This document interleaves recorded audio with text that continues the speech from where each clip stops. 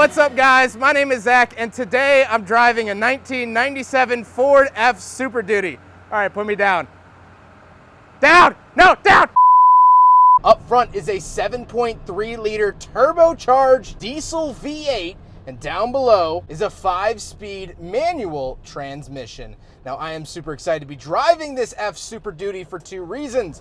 First of all, the OBS style of Ford truck, which is what this is, it's my favorite generation of Ford truck. I love the look of it. I grew up around these, and so this fits right in. I was also born in '97, so I feel a certain kinship with this truck.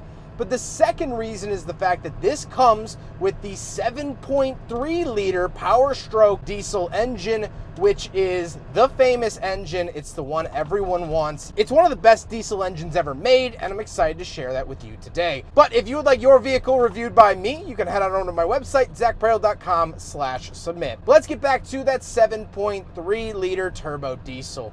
Well, it was introduced halfway through this truck's lifespan in the mid-1990s. It actually replaced the 7.3 liter IDI diesel that Ford was using before this. The Power Stroke is a good mix of technology. First of all, it's a turbocharged diesel, so it actually makes power and actually moves. Diesels of the 70s and 80s were lumpy, lazy, and slow, and I'm not saying this is an excruciatingly fast engine, but it actually made usable power where you could drive it around daily and not worry about holding up traffic. But this is also before emission standards really started to affect diesels. Now you need to put DEF in them. They have to pass this idle test. They have to pass a sound test in certain states. And so that's what actually ended up killing this engine at the very beginning of 2003. California introduced a sound ordinance of which the 7.3 liter didn't pass. So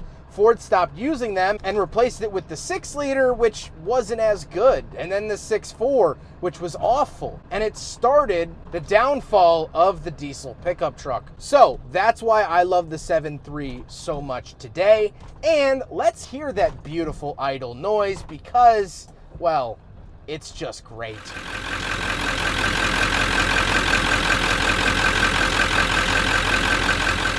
Like I said, paired to it is a 5-speed manual. 5th gear is technically just overdrive. The clutch is incredibly heavy and the shifter is incredibly stiff, but it feels good. It has a nice, satisfying click into gear, but man, does this truck take a little bit of muscle. And yeah, okay, part of that might be that I'm a feeble little YouTuber that has soft hands, but also just comparing this to like a Camaro even, this is a way heavier clutch. It's a very heavy duty clutch. And so that is, unfortunately, par for the course. Last but not least, this particular truck, because it is a work truck, is rear-wheel drive. They don't really plan on taking this off-road at all. So it is a dually and rear-wheel drive. So how does it feel to actually drive the 7.3 liter F-SuperDuty? Well, it's a job. It's a job and a half. All of the controls work really well. Like I said, the shifter really notchy. The clutch pedals very... I say as I grind a gear, the 4th gear synchros were bad. Just putting my foot in my own mouth. The shifter's normally pretty good when that doesn't happen. The clutch is linear. The steering is good. Visibility, fantastic because it's a product of the 90s. Except I don't have a rear view mirror.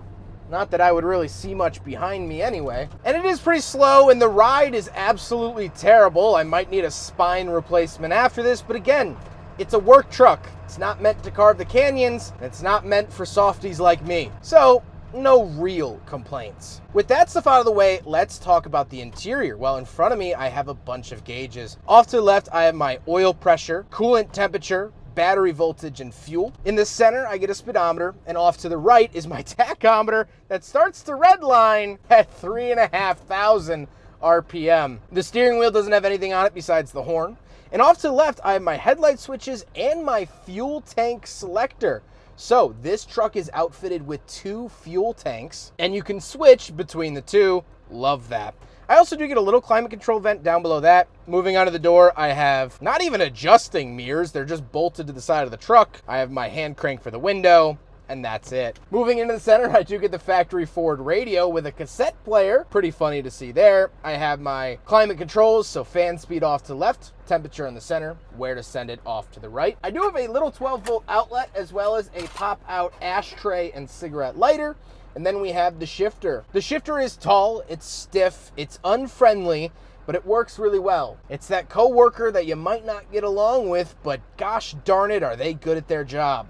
That's how I feel about this. Then I also have a PTO control, so you pull that up if you want to engage the crane. Then we do have a bench seat, very cushy, very comfortable, and does help soak up the bumps quite a bit. But I don't get any form of cup holder, so unfortunately, but predictably, the F-SuperDuty from 1997 fails the big friggin' bottle test.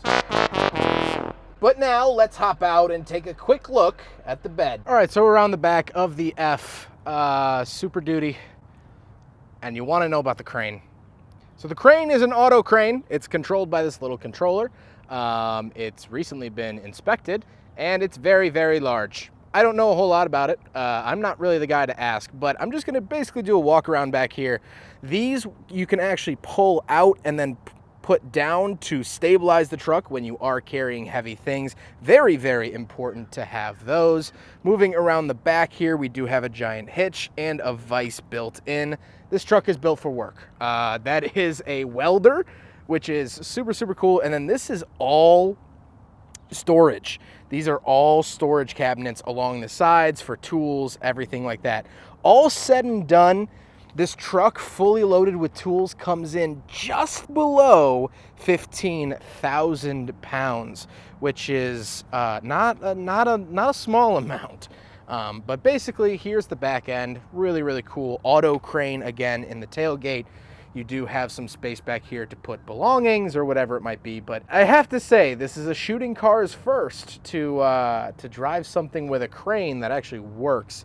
And as you saw in that intro, it works a little too well. But that's the back end of the F-SuperDuty. Basically, companies would buy these as chassis, so you could see the cab up there, and then it would just be flat. And so then they would contact a company like Auto Crane or something like that and say, hey, we want to put this on the back of our chassis or whatever it would be. And, you know, this is how fire trucks and ambulances have been built for years and things like that. So here's the back end. Pretty cool. Now we got to talk about the looks, and I love the front end design of this F-Series. I love it so much. Overall, this truck is in really, really good condition. Only 122,000 miles, which is not a lot for a workhorse like this. Spent a lot of time with dock maintenance, actually. And so it was used throughout the early 2000s, but then it was brought inside and used as the example truck for new recruits to learn how to operate things on. So it sat inside most of its life, only to be recently put back into use because of the truck shortage and vehicle shortage due to COVID. And then now it was sold to someone that actually worked for the company, my good friend Steve. So this truck has had a relatively easy life, all things considered, hence why it's so clean. But now let's get on to my final thoughts. What do I think driving this giant behemoth of a Ford F-Series?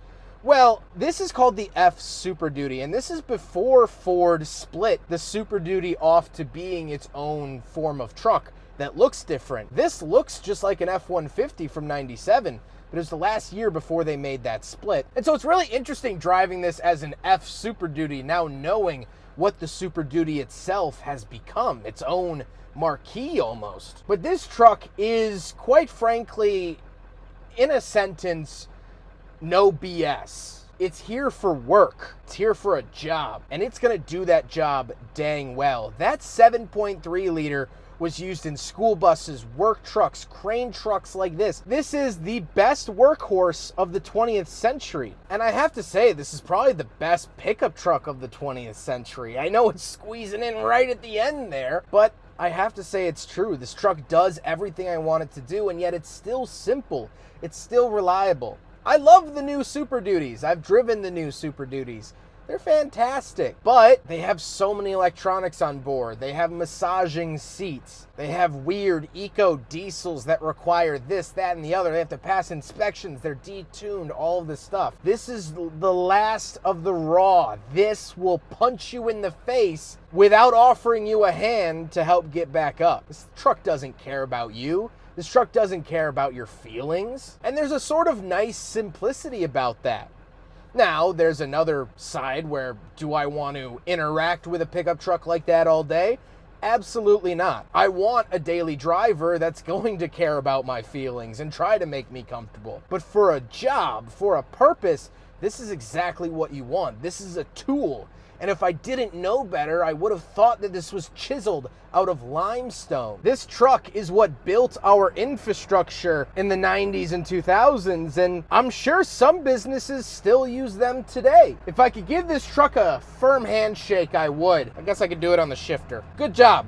Good job, Ford at Super Duty. This whole review has been kind of strange, I'll be honest. Huge thank you to Steve for letting me take out his F-SuperDuty and for hoisting me up in the crane. I'll leave some bloopers after I do this outro. Steve's been absolutely awesome. I've reviewed a bunch of his vehicles before.